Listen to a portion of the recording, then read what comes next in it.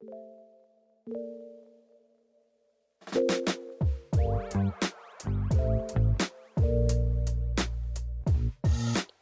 everybody. Welcome to another episode of Find Your Model Health, the official podcast for those looking to optimize their long-term health and weight goals and understand how their body really works. I'm your host. I'm Shemaine Linney, a nutritional therapist, integrative health practitioner, and iridologist. And we have a very interesting guest joining us today to speak about a very interesting topic.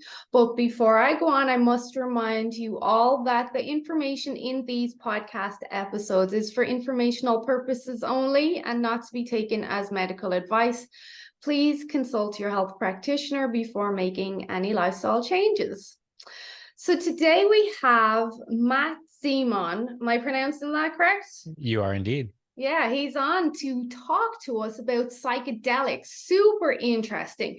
Now, Matt has a background in the effects of psychedelics. He is MSc and is a dedicated explorer of the inner world and passionate advocate for the thoughtful and responsible use of psychedelics. He has a master's of science in psychology and neuroscience of mental health with honors from King's College London.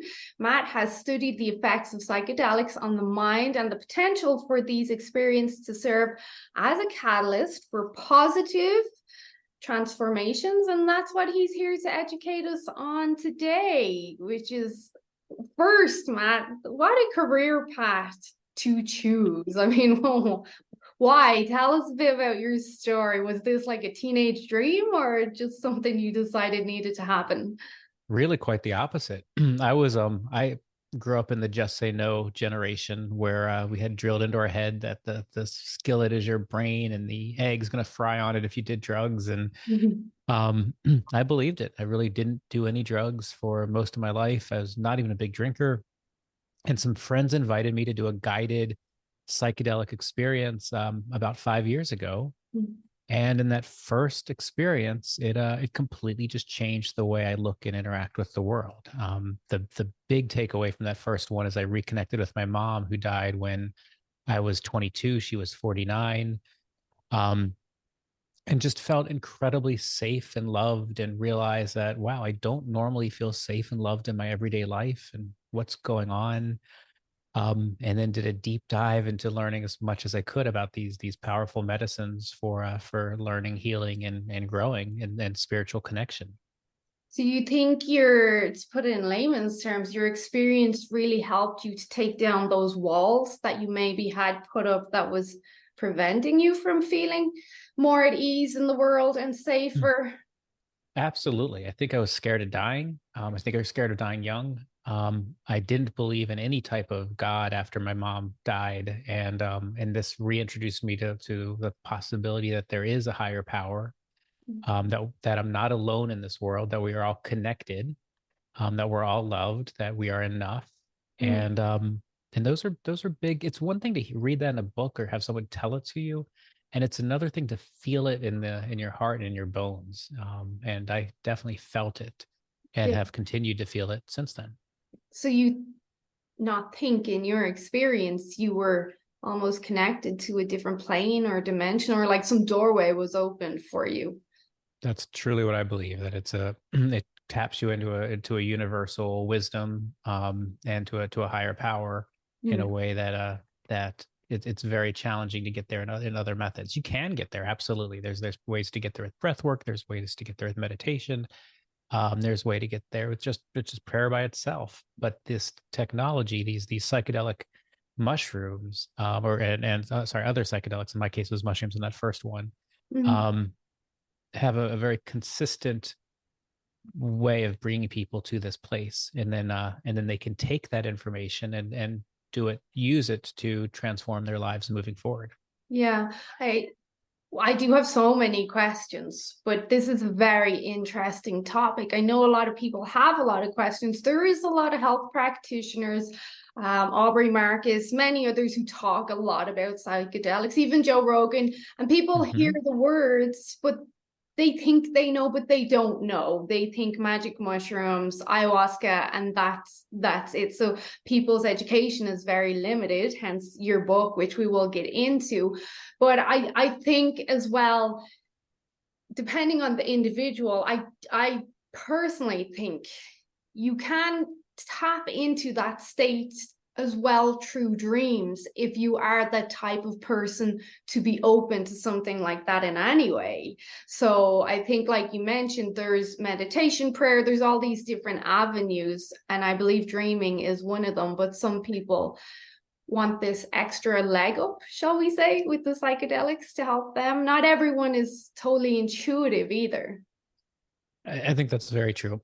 I talk about how there's three different ways that people kind of come to psychedelics. Some Mm. say, hey, I want a medical model. I want to be diagnosed with something, and then I want to meet somebody in a white lab coat and have an experience where the medicine comes from a pharmacy and I'm Mm. prescribed it, and that's beautiful and that's important. And I think the work we're seeing with MDMA specifically and how that should be legal both here and in Canada beginning of next year. Psilocybin's heading down that path with some really great clinical studies, particularly with people with terminal illness.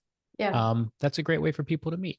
There's another group of people, actually in Canada, and you have the Section 56 exemption, which would fall under that category. Others say, you know what, it should be decriminalized. No adult should tell another adult that they can't put nature in their body. And I have full respect for that. And that's just a different model. They want to be able, they don't want to have to tell anybody any reason to do this. They just want to be able to do it. And the third model is kind of the religious freedom model, particularly here in the States where our country was founded on religious freedom. Most of our states have religious freedom clauses in their constitutions. Um, People believe that psychedelics have been used for thousands of years to connect to a higher power, Mm.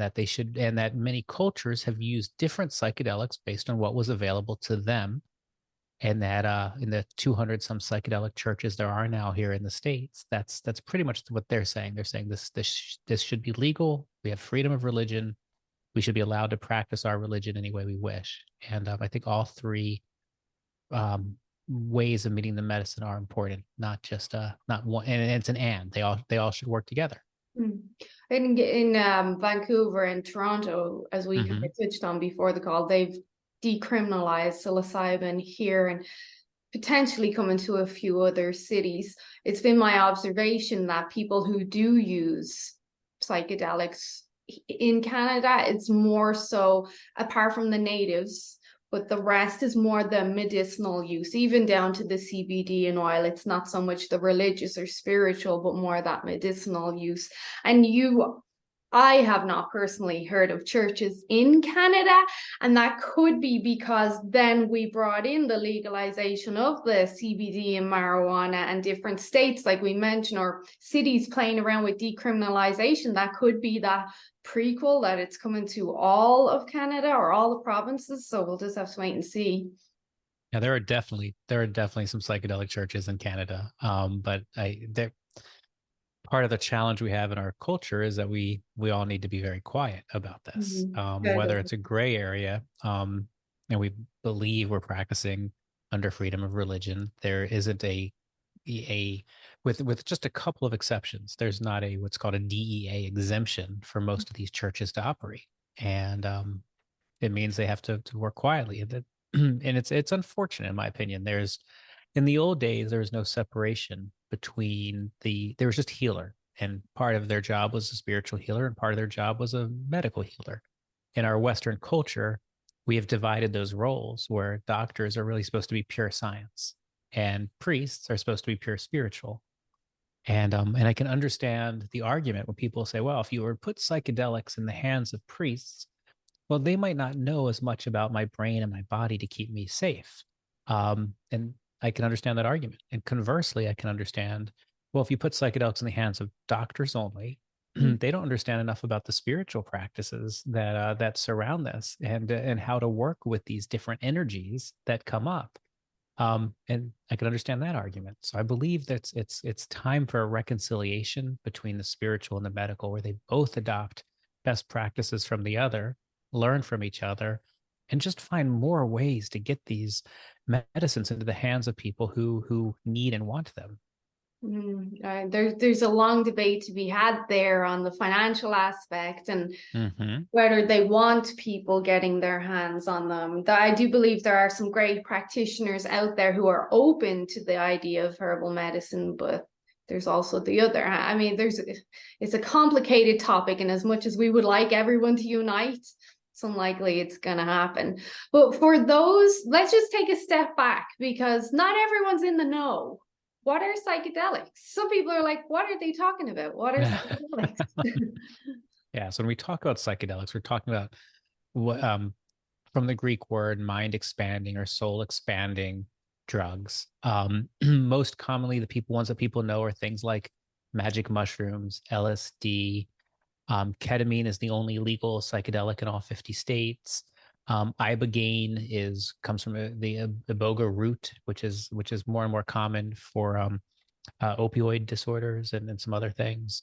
Um, DMT, ayahuasca, the toad or 5-MeO DMT, from the Bufo alvarius toad is getting a lot more mainstream press these days. Oh, that makes Beautiful. sense. Why does it make you laugh? People, you see pictures of people just going around licking frogs, and Licking people the don't toads. even know what the frogs are as well. I'm like, this is going crazy now. Mm-hmm. Mm-hmm. And then there are literally hundreds of other psychedelics that most people don't know. There's a person named Sasha Shulgin and his wife Anne who have two books, P-Call and T-Call, where he actually documented what are a couple hundred of these psychedelics, how they make him feel, how they make her feel, how they make his testers feel. And that's out there but those ones I just mentioned are kind of the most common. And they range from we'll start with the toad, which is I don't know, 10 to 20 minute journey. Ketamine's 40 minutes to an hour. Psilocybin or magic mushrooms is maybe 6 hours to LSD, I don't know, 10 to 12, depending on dose and setting. Oh, I left out MDMA, by the way. MDMA and MDA, very close molecules. But those are right now, MDMA is getting a lot of press with people with treatment resistant post traumatic stress disorder. So people, victims of sexual assault, first responders, veterans, and just incredible results. Just the quick consolidated results after the phase 3 clinical trials. People who, again, nothing has worked, no pharmacological, no talking solution. They took 3 sessions of MDMA with therapy before and after. 67% no longer qualified as having PTSD. 88% had a clinically significant improvement in their symptoms. That's So crazy. those results are, yeah, they're off the charts. And that's why we expect that to be re-legalized. It was legal up until 1986 here in America, beginning of next year. So it's So super exciting. they were microdosing in that study? No macrodosing. Yeah, full doses of MDMA 3 times with therapy before and after. Okay. But these were being also observed through the study too. They weren't just It's sent home phase, yeah. willy-nilly. No. It's a phase 3 clinical trial done in a medical environment with 2 people in the room observing and supporting the participants. Yeah, Good. very rigorous trial. So how do psychedelics work? Do you have the ins and outs that you can explain to us? Yeah, I can take it at a high level. And then it ranges based on which psychedelic, but in broad strokes, what the first thing it does is it quiets down your default mode network. So think about that part of your brain that contains your inner narrator, the part that's saying, "Oh, you're not good enough, you're not smart enough, you're not doing enough." It turns that off for your journey. And many people say like, "Oh my gosh, it's just such a relief to quiet down that voice and not to hear the negativity." Second thing it does is it allows neurons to fire together that haven't fired together in many years for most of us. What happens as we age, we get into repetitive thinking patterns where we literally are thinking the same way over and over and over. The analogy I often give is imagine a ski slope, and as we get older, we ski down the same track over and over and over till our skis are deep in the ruts, and that's just the way we ski. Psychedelic puts a new new coat of powder on that mountain. It lights up the neurons in a way that haven't been lit up in a while, and that allows us to remember, oh wow, wait, I can ski over this entire mountain. I don't have to just think this way. Mm-hmm.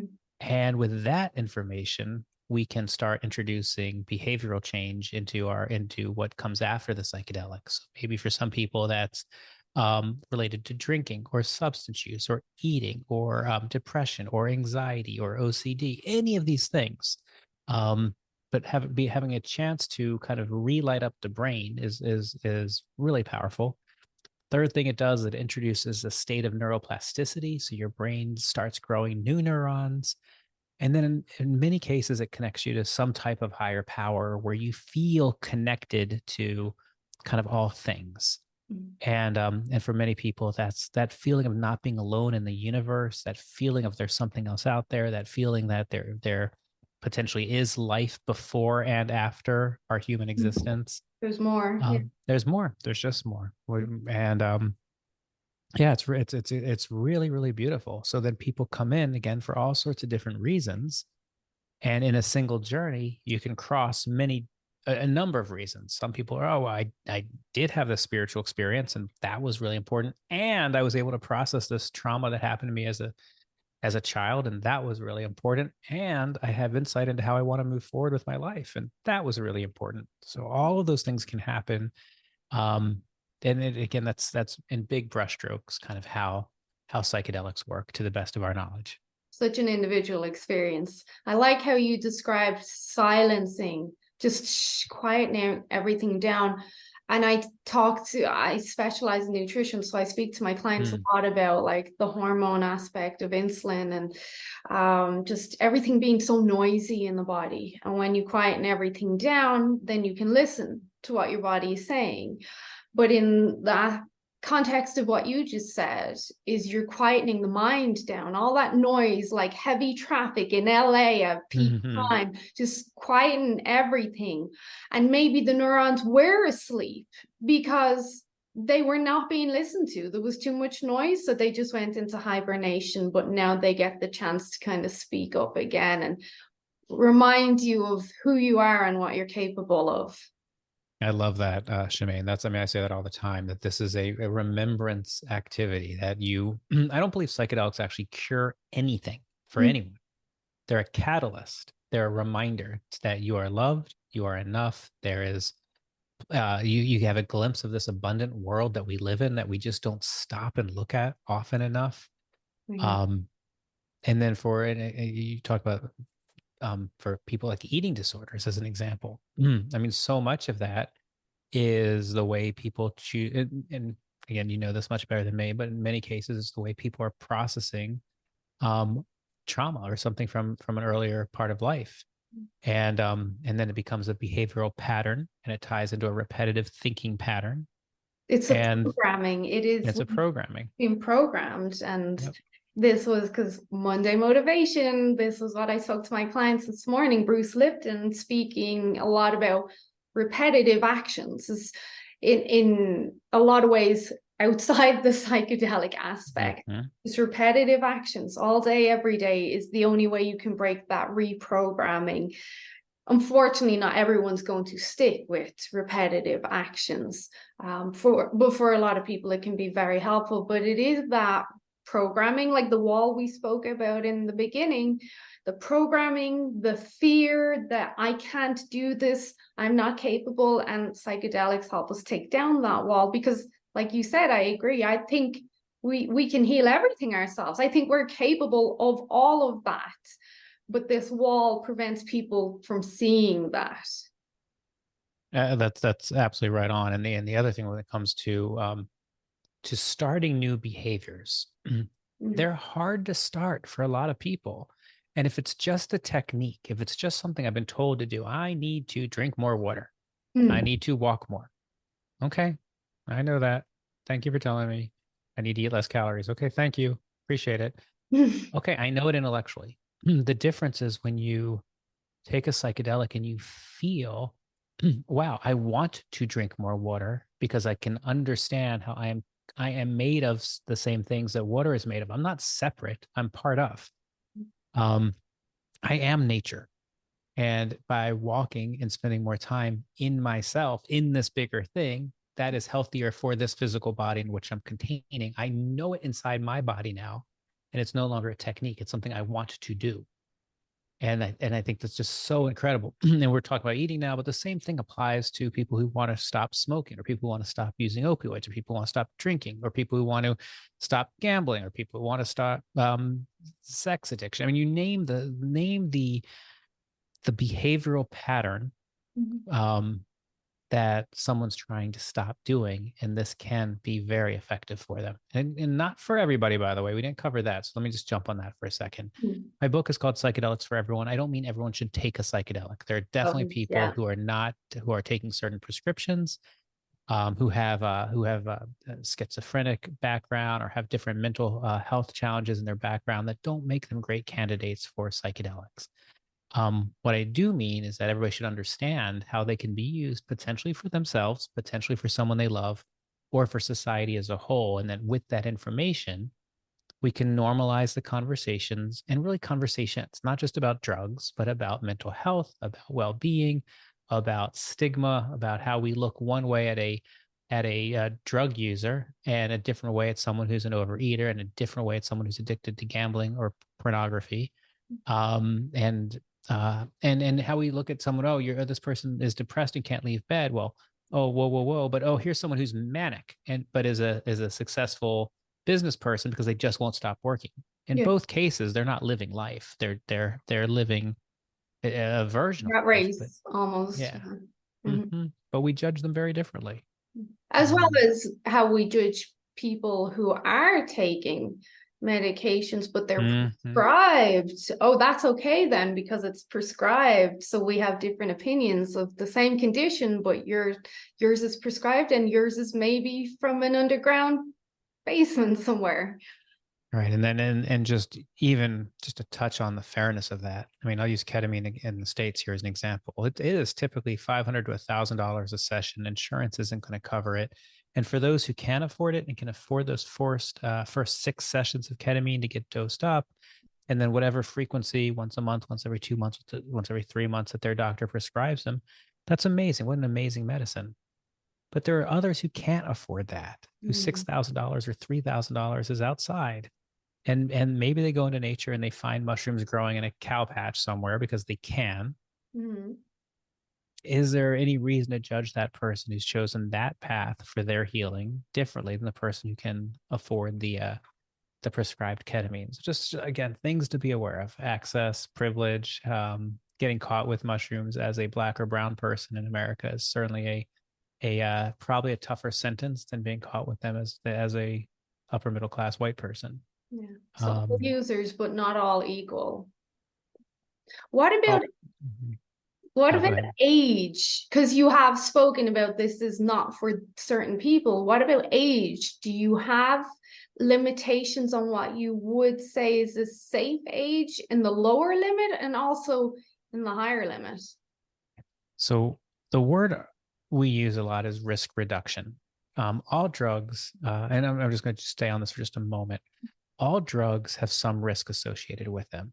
You can overdose on Tylenol. The difference often between medicine and poison is your dose. There's a study by Dr. David Nutt in Imperial College where he said, let's forget how drugs are classified and just look at the harm to self and the harm to others that these things do. And on the far left, the most dangerous drug that he put on his chart was alcohol. It's a 73 on his scale. On the far right-hand side, all the way down, is mushrooms as a 6. I think LSD is a 7, MDMA is a 9. Are there risks? Of course, relatively, when these can be used responsibly and can be used relatively safely. So now you talk about age. Researching psychedelics has been tricky. It's been hard to get our governments, both here in Canada and the States, to approve. So the researchers have gone for kind of right down the middle, adults without any mental, for the most part, without any mental health challenges, in kind of a mid-range of adults. That being said, the typical age that someone has their first psychedelic is like 14. Mm. In many indigenous cultures, certainly in Native American culture, in many of the cultures in Central America, South America, they're starting ayahuasca and peyote and other substances very early, and they've done this for thousands of years. So I don't think indigenous people would keep using these substances um, if lots of people were getting hurt by those substances. Mhm. Um, in the ceremonial space that I kind of spend more of time in, we typically say 18. If you're going to come into ceremony, you should be 18, and you should do it purely of your will, not because your parents want you to.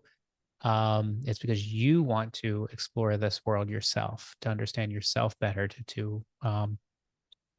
yeah, to have this transition into adulthood and figure out what you're going to do for the rest or for your next part of life. Mhm. On the upper end, it gets something that gets a little tricky is just the is blood pressure. So things like MDMA and MDA, which increase blood pressure, is sometimes harder on older people, sometimes harder on people who've had cardiac events, sometimes harder on people who are dealing with thyroid issues and potentially weight issues. But I've seen people as old as 80 in ceremony um, who have been using everything from MDA and MDMA to psilocybin to Bufo or the 5-MeO we were talking about before. So I don't know. I'd say 18 to 80 comfortably, and beyond 80, depending on that person's health. One more super important point for anyone considering psychedelics, especially any of the underground psychedelics or even medical tourism. I can't recommend enough the Spirit Pharmacist, Dr. Ben Malcolm's consultation services. He's a PharmD, so a doctor specializes in psychedelic pharmacology. He'll look at your personal medical history and Okay. have a 30-minute to an hour consult with you privately, not trying to sell you anything, and talk to you about what might be less risky than for you. And maybe you have to taper down on an antidepressant, or maybe you have to remove a supplement, or maybe you're fine just as is. But he will help you through that as you're trying to figure out what you want to do or what is safe for you to do. So Okay. I highly recommend use his consult services or someone I, like him. yeah, I will put his details in the description, but it almost sounds like to me that there may be some contraindications with some psychedelics if someone has chronic hypertension, systemic inflammation, potentially obesity, because obesity is a driving factor for all those. So you Mhm. definitely should consult with someone before taking this next step. Yeah. And then also, especially with the youth. So sometimes, so if we talk about things like schizophrenia and bipolar, a lot of times those are going to appear in the 18 to 25-year-old zones. Mhm. So if someone has a family history of schizophrenia or bipolar and is presenting with depression, it's probably not a good it's probably not a good time to try a psychedelic. Maybe with the exception of ketamine. Um, but if you're 60 and your brother had bipolar or schizophrenia and you've had no Issue. reason to believe that you have that, I don't see why there's any reason why you can't Mm. experience a psychedelic. Bipolar actually super interesting. Dr. James Fadiman talks about this a lot. How there's numerous Reddit boards in the bipolar community who talk about, okay, we're going to do psychedelics, but not in a manic phase. Mm. But when we're in other phases or the other phase, we can do a psychedelic. Again, not a lot of research to support it, but citizen scientists out there are talking about their experience all the time. Which are real experiences nonetheless. Totally real. Mm-hmm. So what you said about the research, the cohorts that you just mentioned a few minutes ago, they were what would be considered normal healthy. They would almost be a placebo group. Like they should have had another group that did have the mental health issues. Well, and let me be clear in that there absolutely are groups, sorry, studying like treatment resistant post traumatic stress disorder. So Mhm. yes, that there's definitely been studies with depression, studies with anxiety. There's not a lot of studies with bipolar. There's not a lot of studies with autism, actually, as an interesting one. But there's some beautiful work being done in the autistic community with psychedelics. University of Toronto actually is, I think, taking the lead on this. Coincidentally enough, Shemaine. And I'm thinking of two particular individuals in the autistic community. One who said, actually three. I couldn't understand emotions from other people. I couldn't read their faces until LSD. It unlocked it for me, and I could understand how to interpret emotions in a way that I just couldn't for the entire time I grew up. Another individual said I couldn't project. I have a very flat affect, and I couldn't project what I was feeling on the inside with my body. Yeah. And LSD opened it up for him. And it's super interesting when we think about autism and the repetitive thought patterns that go into some pieces of that. Mm. Um, but again, not a lot of research exists, but it's starting. And that's so incredible that after 50 years of this prohibition, which shut down so much research, that it's all picking back up again. And we're finding new, I mean, that we can see why this is the biggest change in mental health since the creation of the antidepressant 50 some years ago.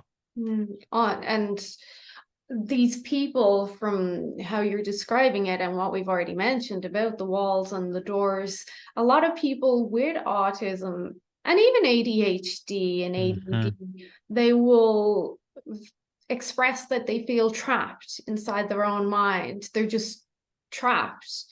And as we mentioned, taking down those walls, and you said opening the doors, it's amazing that psychedelics have been overlooked for so long, and it's almost an epidemic in itself, the amount of children being born with these issues now.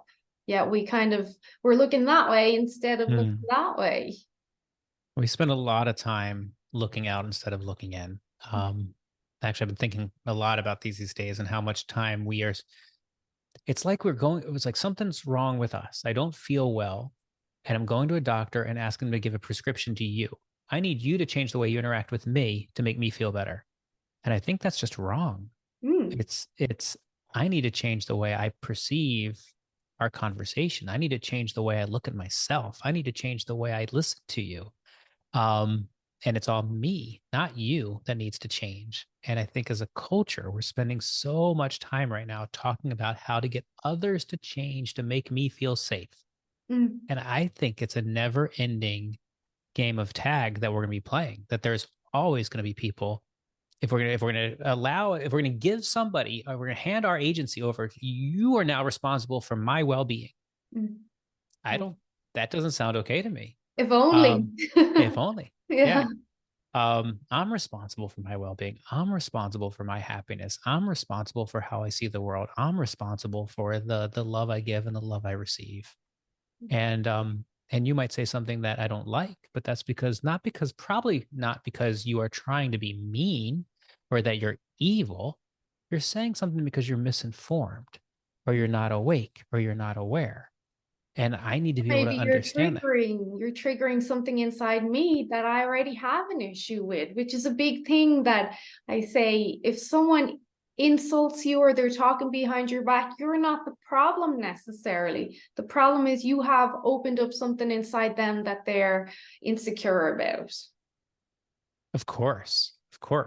Yeah. And that they might not even know the words on where that fear, which is what drives most of this fear and scarcity, where that's rooted from. But when an emotion happens, when the heart hurts, when the body aches, when the throat closes up, that is your body responding before your brain is caught up with it.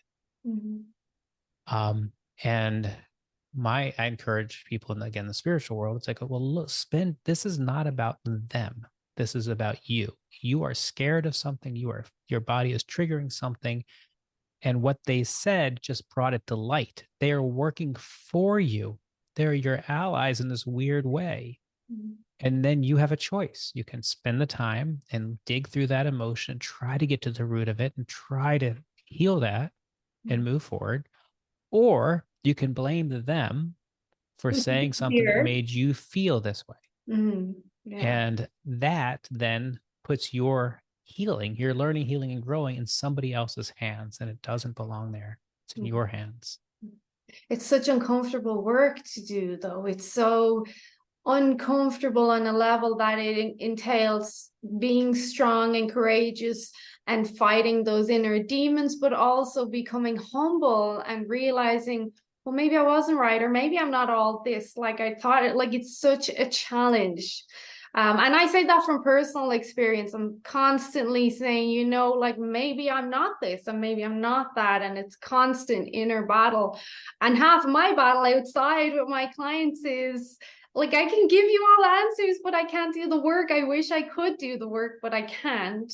But I did, as you were speaking, I had listened to one of your previous interviews and you mentioned loneliness, Mm-hmm. which as you were speaking, it came back to me. And I can honestly say, I'm never really lonely. Sometimes I'd like someone to talk to, but in realistic senses, I'm never really lonely because I'm very much, well, there's always someone with me. I really feel my grandparents are always with me. Of course, my God is always with me. I'm never really alone. I always have myself. Like you hear the kind of age-old cliche of I'm my own best friend. I Mm-hmm. don't know if I'm my best friend. Sometimes I'm my own worst enemy, but I'm never really alone. And sometimes I laugh when I talk to myself because my mom would always say, if you talk to yourself, it's a sign of madness.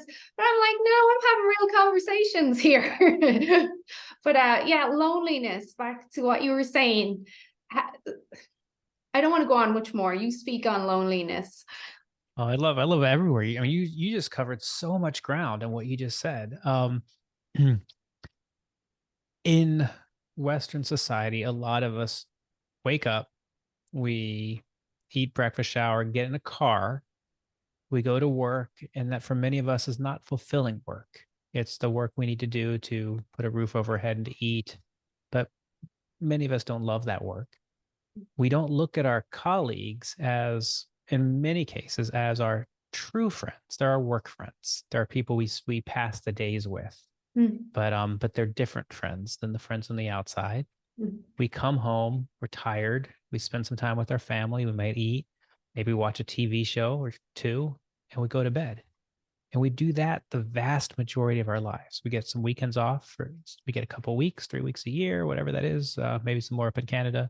mm, Um, but we don't make the time to live in community, to raise a barn, to share, to develop friendships as we get older. I mean, in many cases, many of our friends are from high school and college when we had more time. mm, Again, not speaking for everybody, but in brushstrokes. And for many people, they feel alone. And sorry, I just describe people who have families, but there are people who absolutely live alone and they don't have anyone. They come back to their house, maybe a dog or a cat, or maybe not. And yeah, and they're lonely and they feel disconnected and they feel isolated and they don't have that relationship with God that you talked about. They don't have a relationship with nature. They just feel alone. And I think this type of psychedelic medicine can first show you that you are connected to everybody and everything. We are all each other's brother and sister. We are not separate from the trees and the grass and the animals. We're a part of nature just like they are. When we burn down those jungles, we're burning down our own selves in some respects. mm. And not that that's always wrong. It's not always right. It's just we need to have discernment with this. Um, but feeling that connection again, I think can also unlock, okay, I'm not by myself. I am connected and I'm hungry for more love. I'm hungry for more sharing of love. I'm hungry for more understanding about myself. And again, I think psychedelics really can get people moving in those directions. Yeah. You know, as you're speaking there about nature, I'm a huge Alice in Wonderland Mm, fan, and I'm sure you've heard the stories with the psychedelics and Lewis Carroll and all that. Now, I'm so huge a fan. My house is designed around it. Everyone will tag me and stuff on it. People send me gifts of Alice in Wonderland. Like I am the Alice in Wonderland. And I always wonder, obviously, that's why I'm so curious, but I feel connected to more than, I don't know if I should, but I do feel, I talk to my cat, now, like not like the average person talks to their cat, but there's a part in one of the Alice in Wonderland movies that the White Queen was saying, have you spoken to the trees today? They're looking a little bit sad. And she says, well, maybe you could speak a bit more kinder to them. So connecting to that nature, but I will speak to my garden and I will speak to my tree. And I don't consider it a crazy thing. I've no problem making friends. I have plenty of friends, but I like being almost in my inner universe where I have my outside friends and we'll go do things, but I also have my inside friends where I'll go into my garden, I'll talk to my garden, I'll talk to my cat, I'll talk to my grandparents who passed. They're always with me. So I have that world and then I have my outside world. And I don't think a lot of people have that rabbit hole almost. They don't have that rabbit hole to go down to. They're always talking to the outside world, and the outside world is so noisy and it's go go go. It's the rat race. There's always demands on us. Psychedelics being the rabbit hole, not enough people have it. But when you mention connecting to nature, and I know a lot of people love to garden, and I am no way a good gardener, but I suppose I take a little bit of a different approach because I'm so entwined in that wonderland world. That sounds like a beautiful practice. Well, my husband's looking out the window saying, there she goes again. She's crazy talking to the apple tree, but well. But why not? Why not? It makes you feel connected. It's another way of connecting with those beings. I mean, it is really wild when we look at how smart plants are. A couple of different things I'll point out. One is that there's a person who makes essentially a radio that clips on to these two electrons, can clip onto any plant or tree, and it essentially has the plant create music. I've seen that. Yeah. So cool. And if you get too near the plant, it makes a different noise. If someone who doesn't like comes near the plant, it makes a different noise. If you cut the plant, it makes a different noise. The other thing about just the intelligence of plants, they have trained it just like the Pavlov experiment with the dog, where you ring a bell, you can teach the dog to salivate. Well, they've taken plants and had and put water underneath one part of the root system and not water under the other, and watch the roots grow to get the water. And if they put a sound where the water is, they can remove the water and just play the sound, and the root's going to grow to that sound, thinking there's water there. So cool. Because water has its own sound as well. Water has its own sound, and and that the plants have an intelligence without necessarily having a brain. And yeah, I think again, it's beautiful things to think about, things that I never thought about pre-psychedelics, but and maybe they do have a brain, we just haven't discovered it yet. There we go. It's a different type of brain. We don't know. Yep. So before I let you go, I do want to discuss microdosing a little bit. Sure. I am going to direct people towards your books. We'll add that in at the end, but I have a lot of clients, which is almost everybody at this stage, that have some sort of adrenaline and anxiety issues. So I do know people, no names, no sources, but I do know people who are microdosing and they swear by it. But I have a lot of clients that are not microdosing. And when I say they're really struggling with anxiety, they're really struggling with anxiety. Like they barely are getting through their days. And how's the microdosing been working for them? So the ones who are microdosing, they said, oh, it just changed their lives. They feel more capable, they're calmer, they're able to get through their daily lists. It's just that silencing that we spoke about, taking away the noise, and now they can just focus on their list. And we know ticking off lists makes us feel more accomplished and we're making progress. So there's the loop happening. But I have clients who are not using it, and some of them are not even sleeping more than 2 hours a night. So, all right. So let's back up and talk about what is microdosing, and how do you do it? What do you do it with? And what does the research say? So for those who don't know, microdosing is when you take a 10th to a 20th of a traditional dose. So something that would be either subperceptual, you don't consciously feel it, or maybe sub-intoxicating. You feel it a little bit, but you can still function in your day. If you're in that world of sub-perceptual, sub-intoxicating, that's probably a microdose. And when people talk about microdosing, they're mostly talking about mushrooms and LSD. Yes, you can microdose with other substances, but for the most part, these are the two primary ones. And mushrooms probably more than LSD, just because they're so much easier to get. When you microdose, people do it for a number of reasons. Sometimes they do it for anxiety reasons. They want the blues to be a little bit bluer, the gray to be a little less gray, to feel a little bit less socially awkward, to feel more connected to other people. Sometimes people do it to enhance their creativity or their problem solving skills.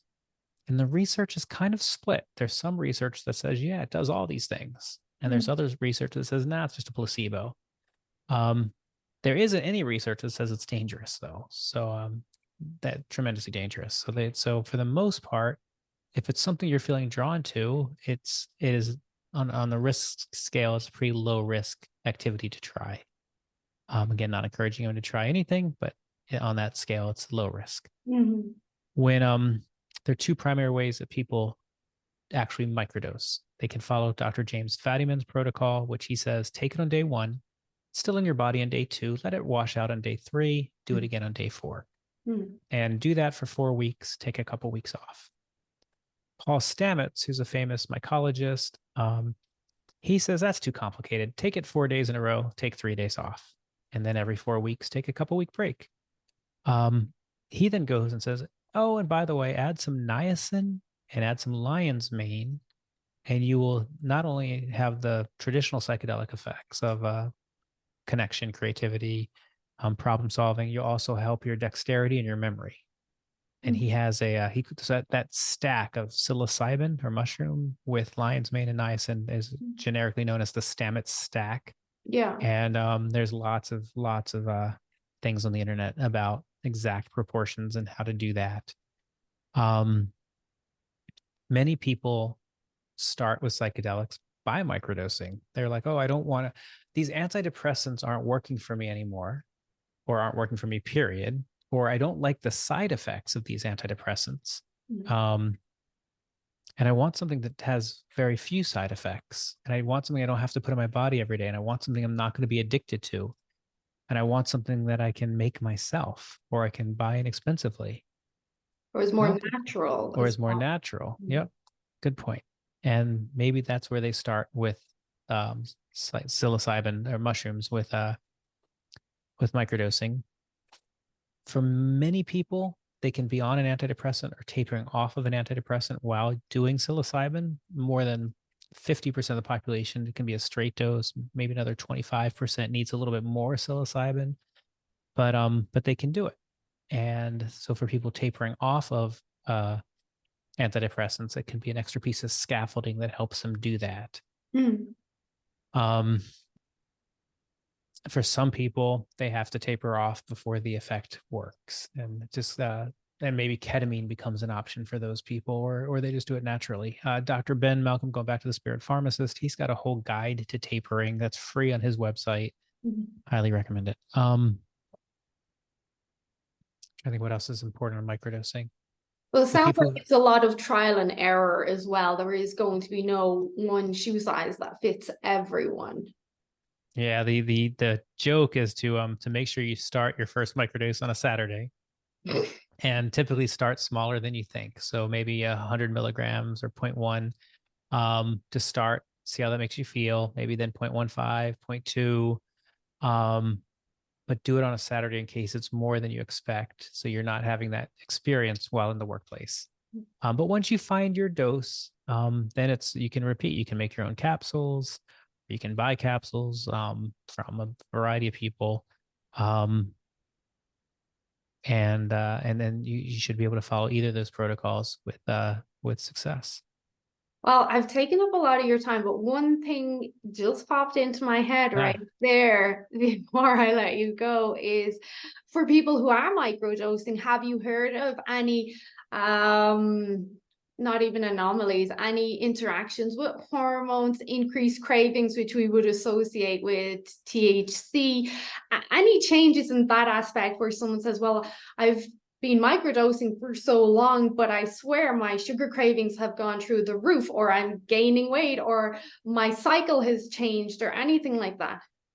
I really haven't. I heard recently about someone who had some liver enzymes increasing, but I haven't seen that in any research. That was more of an anecdotal report. But I really, the side effect profiles from microdosing is very minimal. I mean, we talk about people I think are so used to antidepressants, where And what some antidepressants, 73% of the people who take them have some type of sexual dysfunction. It's a Mhm. huge number. Weight gain, lethargy, suicidal Constipation. ideation, Yeah. palpitations. It just we're just used to a lot of side effects. So when people are like, "Well, there's mushrooms have less side effects," they have a lot less side effects.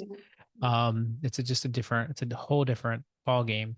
The other thing that I think people don't know, or on antidepressants, if they're not working for you, that's normal. It's not you're failing the medicine, it's the medicine failing you. They only work in like 40% of the population. Yeah. Mm. So it's so don't feel like you've done something wrong if you've now tried multiple antidepressants and it's just not working for you. Um, I think that's okay. I think the success rate on mushrooms seems to be higher, but again, the research is out on the microdosing. Oh, and then that's the other thing. So I was saying some people come to microdosing because that's where they want to start. Others have done some type of large dose experience, whether it's a ceremony, um, a big set of ketamine doses, something, and they want to have scaffolding after that experience. So we recommend typically take a couple weeks beyond. So you've done your ceremony, you've done a big dose of mushrooms. Take a couple weeks off, integrate, let it process, then start your microdosing as an additional scaffolding for your integration support. So as you think about what types of behavioral change have you introduced, how are you keeping track of what your goals are, um, that it can be a help for that process. But that's another way people find their way to microdosing. Like a transitioning aid or phase. Yeah, they've done a big one. Now they want to do some microdosing, and then maybe they stop it all. And Mhm. that's beautiful. Or maybe they decide it's going to be a part of their life on some frequency.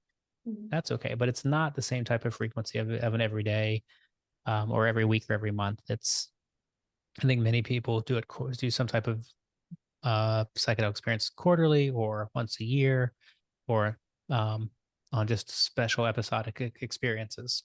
Mhm. Well, it really is a fascinating topic, and hopefully, a lot more research starts to be proactively done on this.